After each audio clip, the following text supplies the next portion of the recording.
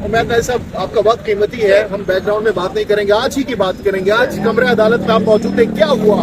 जज साहब की जानिब से क्या इमरान खान के हवाले से पूछा गया कि उनको क्यों नहीं पेश किया गया? आज की समाअत के हवाले से, आज के रिमार्क्स के हवाले से, आज के दलाइल के हवाले से बताइए। जज साहब जैसे ही आए उनके सामने बुनियादी तौर पे रख दिया गया एक रुक्का जो सुपरिटेंडेंट जेल की जानिब से था, जज साहब को एड्रेस था, और उसमें ये था कि हम आज खान साहब को पेश करने से कासिर हैं क्योंकि देयर आर सिक्योरिटी कंसर्न। और वो क्या सिक्योरिटी कंसर्न है उनकी कोई डिटेल नहीं, क्या इशू, क्या कौन सा वाकया रूनुमा हुआ है। और इंटरेस्टिंगली ये कम्युनिकेशन जज साहब और सुपरिटेंडेंट के दरमियान है, और उसको डिफेंड कौन कर रहा है? एफआईए का डोमेन अपने केस की हद तक है। खान साहब की प्रेजेंस को इंश्योर करना, ऑनरेबल हाई कोर्ट के फैसले को इम्प्लीमेंट कराना जज साहब का डोमेन है, और अब जज साहब के कंधों पे भारी जिम्मेदारी है कि उन्होंने जिम्मेदार का तयन करना है और इंश्योर करना है कि खान साहब की प्रेजेंस आज ही आज इंश्योर हो और कोर्ट का ऑर्डर लेटर एंड स्पिरिट में कंप्लाई हो।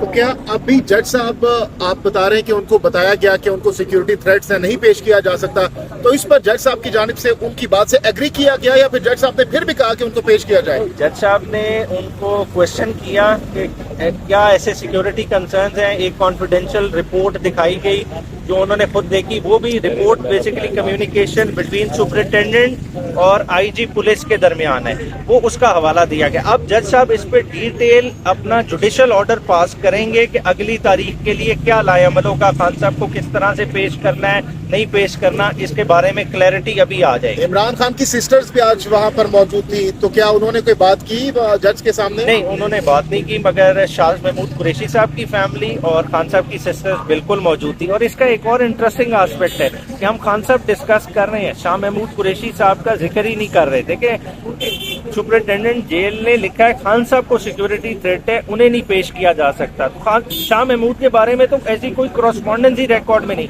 अदालत का प्रोटेक्शन ऑर्डर उनके बारे में भी था, तो उन्हें क्यों नहीं पॉइंट आपने रेज किया? बिल्कुल रेज किया गया, और इस कंसर्न को भी उन्हें एड्रेस करना पड़ेगा अपने ऑर्डर में। एज ए लीगल एक्सपर्ट आप क्या समझते हैं, क्या ऑर्डर जारी किया जा सकता है अदालत की जानिब से? देखिए, अदालत के पास अपने ऑर्डर कंप्लायंस करने के लिए वो फर्दर टाइम भी दे सकती है। अंडर 228 पीपीसी सुपरिटेंडेंट जेल के खिलाफ प्रोसीड भी कर सकती है, क्योंकि ये open insult to the judicial officer है। अब अदलिया ने अपना देखना है कि अपना इख्तियार किस तरह से इस्तेमाल करना है। नेक्स्ट, अब आज की समाअत के बाद आपके पास कौन से ऑप्शंस है? पीटीआई की लीगल टीम के पास कौन से ऑप्शंस है? देखिए, ये ऑर्डर हम देखेंगे, अगर तो जज साहब को उसको रीइंफोर्स अपने ऑर्डर को करते हैं और दोबारा से प्रोटेक्शन का कहते हैं और इस चीज को डिस्कार्ड कर देते हैं, तो फिर शायद हम चैलेंज ना करें। अगर ऑर्डर अदर वे राउंड हुआ तो हम दोबारा से इसको लेके जाएंगे और कंटेम्प्ट की पॉसिबिलिटी को भी लुक इनटू किया जाएगा।